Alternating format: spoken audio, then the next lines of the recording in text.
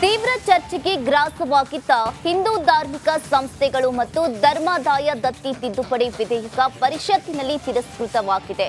ವಿಧಾನ ಪರಿಷತ್ನಲ್ಲಿ ಸರ್ಕಾರಕ್ಕೆ ಬಹುಮತ ಇಲ್ಲದ ಕಾರಣ ವಿಧೇಯಕ ಅಂಗೀಕಾರ ಮಾಡಿಕೊಳ್ಳಲು ಸರ್ಕಾರ ವಿಫಲವಾಗಿದ್ದು ತೀವ್ರ ಮುಜುಗರ ಅನುಭವಿಸುವಂತಾಗಿದೆ. ಈ ಕುರಿತು ಕಂಪ್ಲೀಟ್ ಡೀಟೇಲ್ಸ್ ನಿಮ್ಮ ಮುಂದೆ. ವಿಧಾನಸಭೆಯಲ್ಲಿ ಒಟ್ಟು ವ್ಯಾಪ್ತಿಯಲ್ಲಿರುವಂತಹ ದೇವಸ್ಥಾನಗಳನ್ನು ಅಭಿವೃದ್ಧಿಪಡಿಸಲಿಕ್ಕೆ ಇವೆಲ್ಲವನ್ನು ಅರ್ಚಕರ ಮನೆಗಳು ವೇದಶಾಸ್ತ್ರ ಆಗಮಶಾಸ್ತ್ರಕ್ಕೆ ಇರುವಂಥ ಜವಾಬ್ದಾರಿ ಅದು ಯಾವ ಸ್ಥಿತಿಯಲ್ಲಿ ಇರುತ್ತೆ ಇವತ್ತು ಊರಿನವ್ರು ಸಪೋರ್ಟ್ ಮಾಡೋದು ದೇವಸ್ಥಾನ ನಡೆಸೋಕೆ ಆಗೋದಿಲ್ಲ. ಎಸ್, ದೇಗುಲಗಳ ಹುಂಡಿಗೆ ಸರ್ಕಾರ ಕೈ ಹಾಕಿದೆ ಅನ್ನೋ ಬಿಜೆಪಿ ಕೆಂಗಣ್ಣಿಗೆ ಗುರಿಯಾಗಿದ್ದ ವಿವಾದಿತ ವಿಧೇಯಕ ಪಾಸ್ ಆಗದೆ ಫೇಲ್ ಆಗಿದೆ. ಮುಜರಾಯಿ ಸಚಿವ ರಾಮಲಿಂಗಾರೆಡ್ಡಿ ಮಂಡಿಸಿದ್ದ ವಿಧೇಯಕ ಮೇಲ್ಮನೆಯಲ್ಲಿ ತಿರಸ್ಕೃತಗೊಂಡಿದೆ.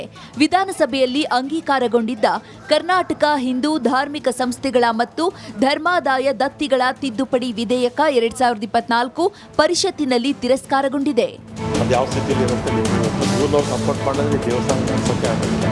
ಪರಿಷತ್ತಿನ ಸರ್ಕಾರಕ್ಕೆ ಬಹುಮತ ಇಲ್ಲದ ಕಾರಣ ವಿವಾದಿತ ವಿಧೇಯಕ ತಿರಸ್ಕೃತಗೊಂಡಿದ್ದು ಸಿದ್ದರಾಮಯ್ಯ ಸರ್ಕಾರಕ್ಕೆ ತೀವ್ರ ಮುಖಭಂಗವಾಗಿದೆ. ವಿಧಾನ ಪರಿಷತ್ನಲ್ಲಿ ಬಿಜೆಪಿ ಜೆಡಿಎಸ್ ಸದಸ್ಯ ಬಲ ಹೆಚ್ಚಿದ್ದ ಕಾರಣ ಈ ಬಿಲ್ ಅಂಗೀಕಾರವಾಗದಂತೆ ಪ್ಲಾನ್ ಮಾಡಿಕೊಂಡಿದ್ರು.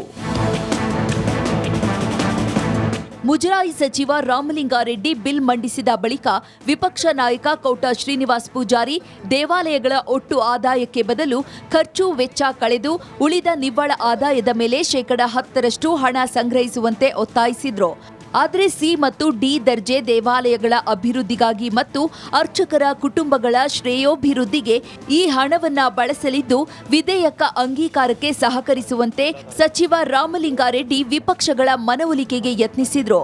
ಆದರೆ ಕೊನೆಯಲ್ಲಿ ಉಪಸಭಾಪತಿ ಪ್ರಾಣೇಶ್ ವಿಧೇಯಕವನ್ನ ಧ್ವನಿಮತಕ್ಕೆ ಹಾಕಿದ್ರು. ಆಗ ಬಿಜೆಪಿ ಜೆಡಿಎಸ್ ಹೆಚ್ಚಿನ ಸದಸ್ಯರಿದ್ದ ಕಾರಣ ವಿಧೇಯಕ ತಿರಸ್ಕೃತವಾಯಿತು. ಒಟ್ಟಾರೆ ವಿಧಾನಸಭೆಯಲ್ಲಿ ಅಂಗೀಕೃತಗೊಂಡಿದ್ದ ವಿಧೇಯಕ ಪರಿಷತ್ತಿನಲ್ಲಿ ತಿರಸ್ಕೃತಗೊಂಡು ಸರ್ಕಾರಕ್ಕೆ ತೀವ್ರ ಮುಜುಗರಕ್ಕೀಡಾಗಿದ್ದು ಮಾತ್ರ ದಿಟ.